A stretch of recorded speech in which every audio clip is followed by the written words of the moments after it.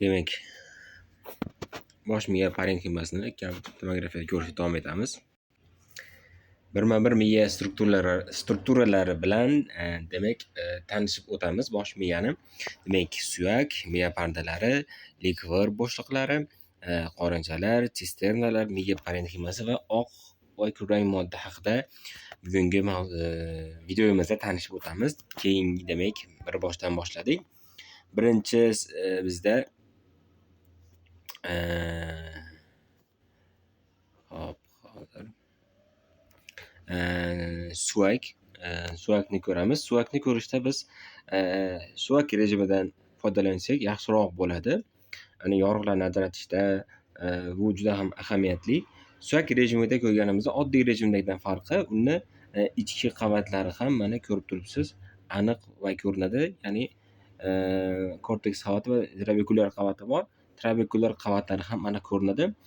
Demak, kompyuter tomografiyada ko'rganimizda uni ichki yuzasi, diploid o'rta qavati va tashqi qavati ham ko'rinadi. Ba'zan quyidagidaqa strukturalar ko'rinib qolishi mumkin. Ko'rsangiz xuddi yoriq yoki singanga o'xshab ko'rinadi, lekin bular aslo sinish yoki yoriq emas. Bular sutura, lotinchada sutura deyiladi, ya'ni o'zbekchada choklar. Bilamiz, suvaklar boshda ajragan holatda bo'ladi, keyin rivojlanib bir-biri bilan birikib ketadi.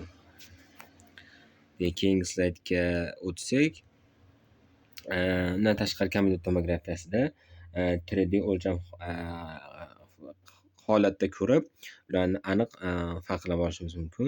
Mana choklarni ham ko'rib turibsizlar va suvaklarni turli xil tarafda temporal, frontal, parietal suvagi, oksipital suvagini ajratib, turli holatda yaqqol ko'rinib turibdi. Keyingi bo'limimiz bu meninges, ya'ni miya pardalari deb atasak, bizda yo'g'on tashqari tarafdan kelganimizda yo'g'on qavat dura mater bor. Mana bu yerda yashil rangda belgilab qo'yilgan. Dura mater suyakka zich tegib turadi. U ichkariga burilib falx cerebrini hosil qiladi. Mana bilamiz, serb deydi ruschada, serb mazga deyiladi.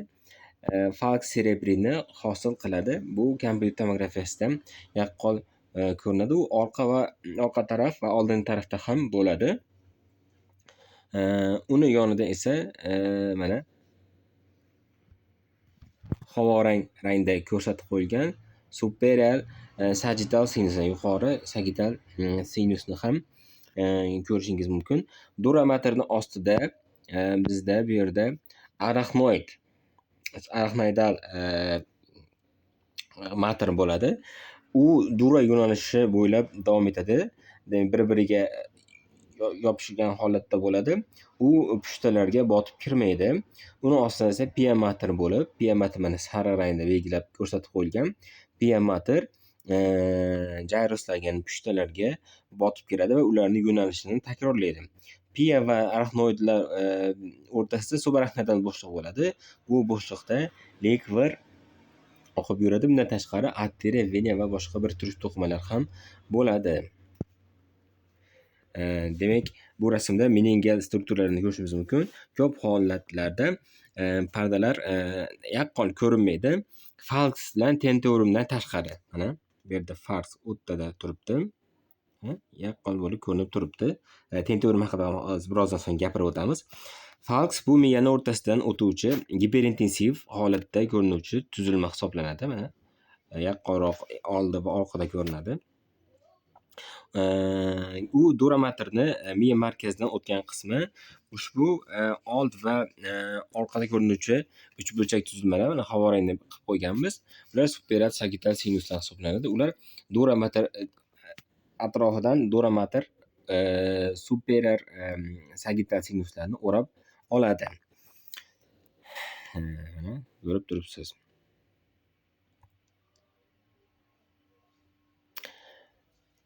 Demak, keyingi hozir gapirmoqchi bo'lganimiz bu dura materni ikkinchi ko'rishimiz mumkin bo'lgan qismi tentoriumdir. Ruschada mana ruschada namyot deyiladi. Namyot mazdichka deyiladi. Tentorium miyacha va ensa bo'lagini ajratib turadi. T-simon tuzilma mana bu tarafda bu yerda ko'ringan, bu tarafda bu yerda ko'rsatib o'tilgan.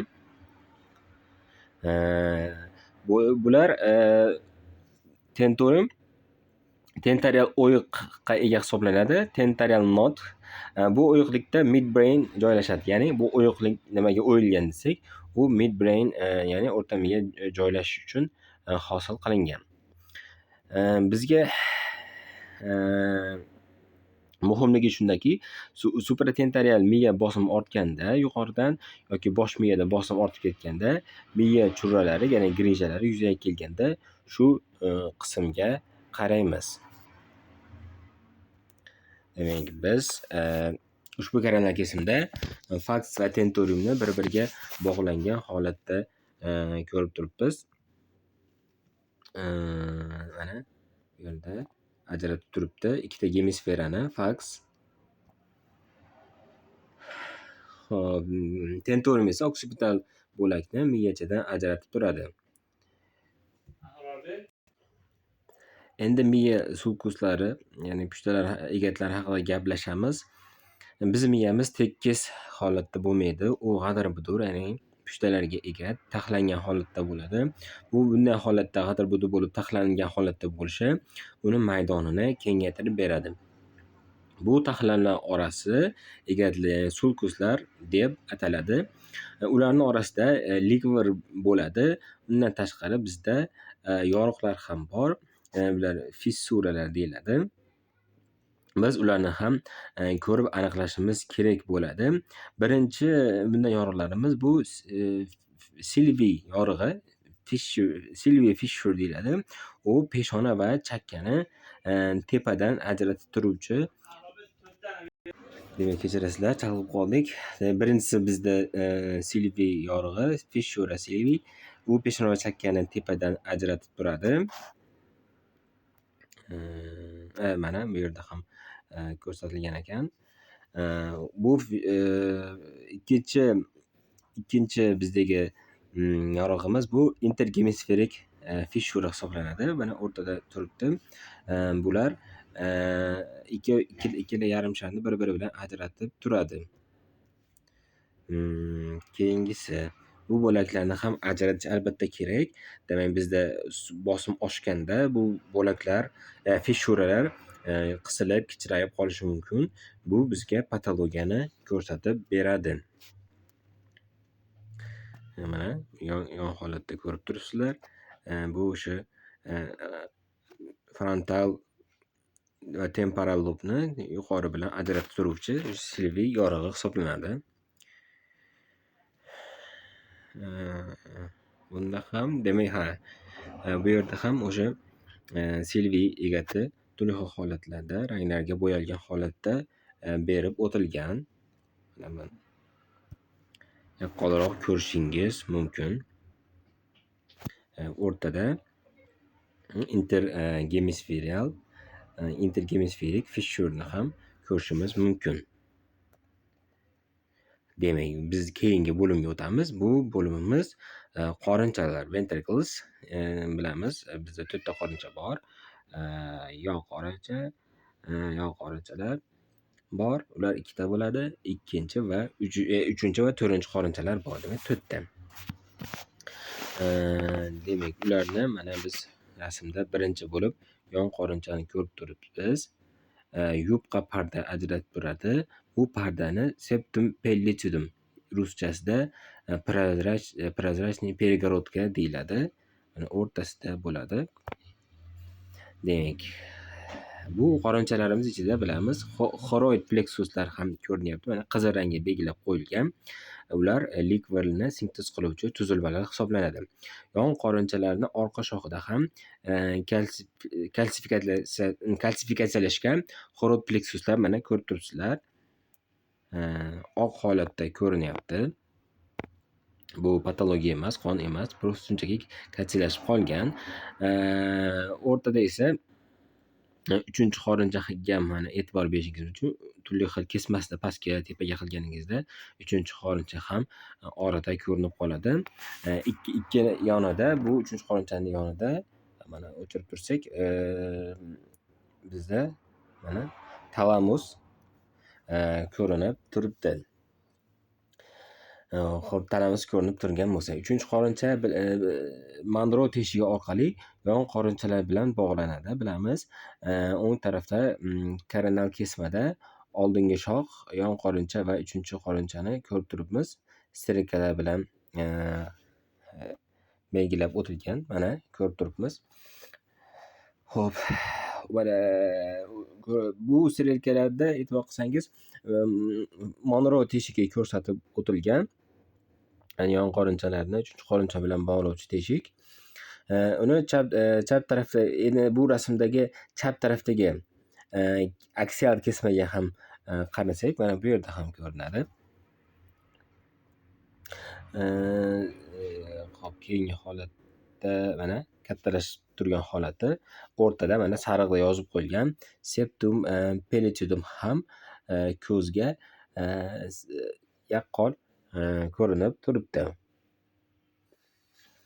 Xo'p, keyingi narsa bu qizil rangda berilgan narsa esa mana e'tibor bering. Bu fornix hisoblanadi. U septum pellucidum ostida joylashib, gippokampusni, ya'ni gippokampni ipsilateral tarafdan mammillar body bilan bog'lovchi tuzilma hisoblanadi. Foramen Monro bu yerda o'rganish gidrosefaliyasi bor bemorni tekshirishda kerak bo'ladi. Chunki bunaqa bemorlarda teshik bekilgan holatda bo'lishi mumkin.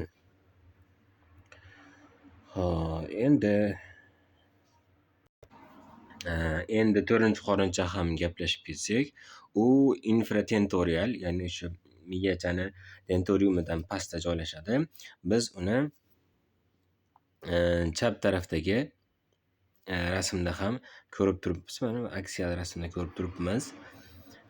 Stvol va miyacha o'rtasida joylashyapti. O'ng tomondagi rasmda sagital kesim bor. Mana sagital kesmani ham ko'rishingiz mumkin. 3 va 4-qorinchani o'rtasida bilamiz, vodoprovod bo'ladi, ya'ni silviy aqueductus bo'ladi. U 3 va 4-qorinchani bir-biri bilan bog'laydi. Uni orqasidagi plastinka o'sha tectal palate deyiladi. U o'z ichiga superior va inferior nimalarni, kollikuluslarni oladi. Aqueductus ham gidrosefalis bor bemorlarda ko'rib chiqadi. Bu unga bog'liq patologiyalarni keyingi slaydlarimizda ham ko'rib chiqamiz. Demak, mana bizda hozir demak shu bularni o'chirib olsak, bizda demak 4-qorincha, mana 3-qorincha, aqueductusni ko'rib turibmiz. Demak, bu yerda Monro teshigini, foramen Monroni, fornixni, o'rtadagi septum pellucidumni ham ko'rib turibmiz. Uni ham aniq qilish, demak, gidrosefaliya yoki bosim bir taraflama bo'lganda bir tarafga og'ib qolishi mumkin. Buni aniqlash kerak. Mana yon qorincha va pleksuslarni ham ko'rib chiqdik. Endi keyingi ko'rib chiquvchi strukturamiz bu sisternalar. Sisternalar bu subarachnoidal bo'shliqlardagi bo'shliqlarning kengaygan qismi hisoblanadi. Bu yerda ham likvor oqimi bo'ladi. Sisternalarda hammasini emas, ularni ba'zi bizga muhimlarini ko'rib chiqamiz. Bizga mezentsefalon sohasidagilar qiziqroq. Bu o'rtadagi mana ko'rib turibsiz, yulduzga o'xshagan, hozir o'chirib olsak, mana yulduzga o'xshagan dek ko'rinyapti. Bu belgiga e'tibor beramiz va buni shu nom bilan ataymiz, ya'ni 5 burchak sistern, ya'ni pentagonal sistern deb ataymiz. Orqadagisi esa mana ko'k, bu tarafga qaraymiz. Ko'k kvadratga olib qo'yilgani perimesencephalik sisterna deyiladi. Demak, bu sisternalarni aynan shu yerga qarashimiz nima uchun muhim? Nimaga muhimki, chunki bu joyda tentorial o'yiq bor, bilamiz. Tentorial o'yiqda bizda grizhalar hosil bo'lganda, dislokatsion holatlar bo'lganda, miya bosim bo'lib, bir tarafdan gematoma bo'lib, miya parenximasini surib kelganda, bu sisternalar torayib qoladi yoki yo'qoladi. Buni o'tkazib yubormaslik muhim hisoblanadi neyroradiolog uchun, umuman har qanday mutaxassis uchun. Endi keyingi navbat bu brain parenxima, ya'ni miyani parenxima qismiga keldi. Miya parenximasi ikki qismdan iborat, oq va kulrang moddadan iborat. Kulrang modda yuzada joylashadi, bilamiz, postloqni hosil qiladi. Kulrang modda yuzda joylashib, tana o'zini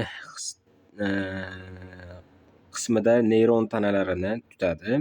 Shu yerda neyron tanalari joylashganligi uchun u nisbatan oqroq, ya'ni giperintensiv ko'rinadi. Qora moddaga solishtirganimizda qora modda sal qoraroq ko'rinadi. U oq modda qoraroq ko'rinadi. Oq modda ichkariga qaragan, ichkarida joylashadi. Postloqqa qaraganda u asosan mielinlashgan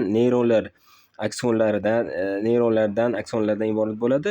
Shu yerda nisbatan ko'p suv tutgani hisobiga u gipointensiv ko'rinadi. Mana e'tibor qilsangiz, postloq tashqarida yashil rangda belgilangan. Mana bu tarafda yashil rangda belgilangan postloq qismi oqroq, ichkaridagi oq modda esa bizda o'chirib yuborsak, mana qoraroq bo'lib ko'rinyapti. Oq va kulrang moddani bu farqini ajrata olish juda muhim. Ya'ni oq va kulrang moddani zichligi har xilligi sababli ajrab turadi. Buni oldingi videoda ko'rib o'tganmiz, qayta gapirmaymiz. Bu ajralib turishi oq va kulrang moddani differensiatsiyasi deb ataladi. Agar bu farq bo'lmasa, biz keyinchalik ko'rib o'tamiz. Albatta, bu yerda patologiya, ishemiya bo'lishi mumkin. Xo'p, davom etsak, demak, kulrang modda faqatgina pushta va egatlardan, ya'ni postloq qismidangina iborat emas. Miya parenximasida chuqurroq joylashgan kulrang moddalar ham bor. Bular bazal gangliyalardir. Ularni ham yaxshi ajrata olish kerak. Mana rasmda ko'rib turibsizlar. O'rtadagi shu bazal gangliyalar ham, bular ham kulrang modda hisoblanadi. Endi buni biroz kattalashtirgan holda mana o'ng tarafda ko'rsak, biz 3 ta strukturani ko'rib chiqamiz. Bu yerda caudate nucleus, dumsimon yadro oldida turibdi. Mana xalaqit qilib qolibdi. O'chirib yuborsak, mana oldida turgan strelka bilan ko'rsatilgan tuzilma bu caudate nucleus. Uni bosh qismini ko'rib turibsiz. Bu nukleus yonidagisi tasmasimon yadro, ya'ni nucleus lentiformis. U globus pallidus va putamendan iborat. Ikkovini birgalikda nucleus lentiformis deb ataymiz. Buni anatomiyadan yaxshi bilasizlar. Lekin uni ajratish qiyin. Bitta qilib shuning uchun aytaveramiz. Va uchinchi struktura bizda talamusdir. Talamusni mana pastda ko'rib turibsizlar. Caudate nucleus va lentiform nucleus bazal gangliyalarga kiradi. Bular harakat va demak, yana davom etamiz. Bular bazal gangliyalar hisoblanadi. Harakat va ekstrapiramidal simptomlarda ularni roli katta. Talamusda ham juda ko'plab yadrolar bor. Bosh miyaga kiruvchi va chiquvchi deyarli hamma ma'lumot talamusdan o'tadi. U ma'lumotni o'zgartirishi yoki yo'naltirishi mumkin.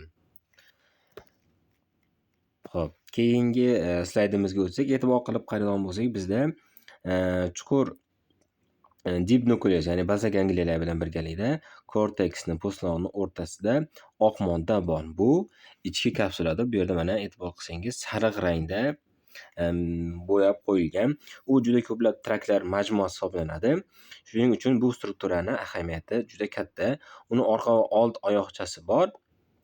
Mana o'ng tarafda rasmda ko'rsatilgan anterior limb oldi, posterior limb orqa va o'rtada tizza genu qismi bor. Orqa oyoqcha, old oyoqchasi nucleus caudalis bilan lentiformis yadro o'rtasida joylashadi. Orqa oyoqcha esa talamus va nucleus lentiformisni orasida joylashadi. O'rtada esa genu qismi bor. Demak, biz keyingi qismga o'tsak, hozir biz ichki kapsulani to'plangan holda ko'rdik. Hozirgi bundan oldingi slaydda, ya'ni ushbu slaydda bitta holatda jamlangan holatda u sekin asta yuqoriga ko'tarilib, yoyilib, korona radiatani hosil qiladi. U ichki kapsulani bosh miya boshqa qismlari bilan bog'lovchi simlar, soddaqroq aytadigan bo'lsak, simlar to'plami deyishimiz mumkin. Undan tepaga yurgan sari bizda mana o'ng tarafdagi centrum semiovaly joylashadi. Bu qorinchalardan yuqoridagi joylashgan oq moddalardir. Demak, keyingi qismni ajratib o'tsak, korona radiatani alohida ajratib ko'rish oson emas. U periventrikulyar oq modda qorinchalar bo'ylab ichki kapsuladan yuqorida centrum semiovalydan pastda joylashgan. Yana qaytaraman. U mana periventrikulyar oq modda qorinchalar bo'ylab ichki kapsuladan yuqoriroqda joylashadi va centrum semiovaly mana uni pastida joylashgan holatda bo'ladi. Keyingi slaydimizga e'tibor qiladigan bo'lsak, bizda oq moddalardan korpus kallozum ham bor.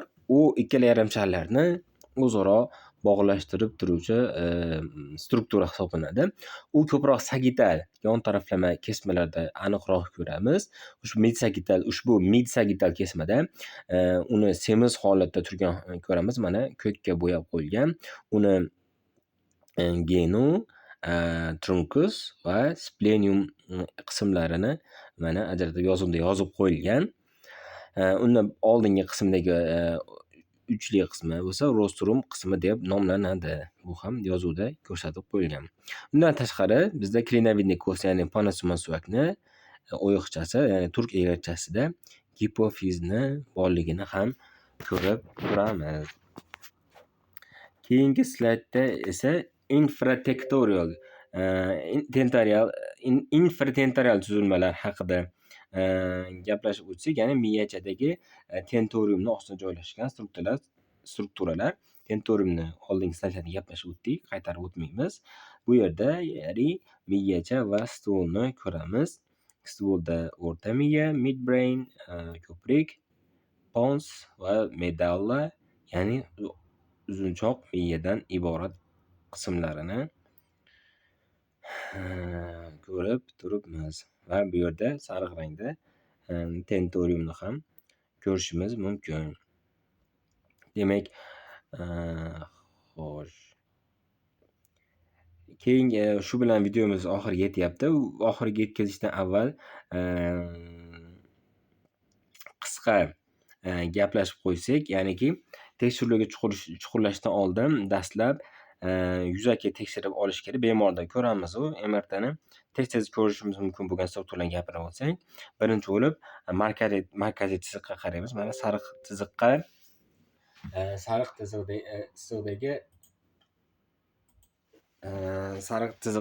markazdami yoki yo'qmi, shuni ko'ramiz. Agar markazda bo'lmasa, nimadir ichki bosim bo'lib, masalan, gematomami, biror bir bosimni oshishimi yoki hosilami bosimni oshirib, markaziy chiziqni bir tarafga surayotganini bo'lishi mumkin. Oq va kulrang moddalar farqini ko'rib chiqamiz. Bu yerda kulrang modda va oq moddalarning farqini ko'rib chiqamiz. Agar bu farqni ko'rolmasak, bizda bu yerda отек bor, shish bor va katta ehtimol bilan bu yerda ishemik insult ketayotgan bo'lishi mumkin. Keyingi navbatda qorinchalarga qaraymiz. Qorinchalar bizda bir xildami, kattalashmaganmi, gidrosefaliya bormi, yo'qmi, shuni aniqlashimiz kerak bo'ladi. Bazal gangliyalarni ham farqlasa bo'lyaptimi? Mana bu yerda farqlari bormi, yo'qmi? Shuni aniqlab olishimiz kerak.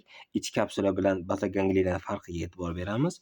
Ular farq qilmasa ham bu sohada insultni o'ylab ko'rishimiz mumkin. Bazal sisternalar ham ularning ko'rinishi chiroyli holatda, ochiq holatda bo'lishi kerak. Agar ko'rinmasa, mana qora joylar ko'rinmasa yoki kichraygan holatda bo'lsa, bizda transentorial brain herniation, ya'ni churralar yuqoridan nimadir bosib, bu yerni kichraytirgani haqida o'ylashimiz mumkin. Demak, tez ko'z yugurtirib o'ta oladigan narsalar shular edi. Endi sal chuqurlashamiz va keyingi videoda albatta bu bazis ma'lumotlardan foydalangan holatda patologiyalarni aniqlashni o'rganib chiqamiz. E'tiboringiz uchun rahmat.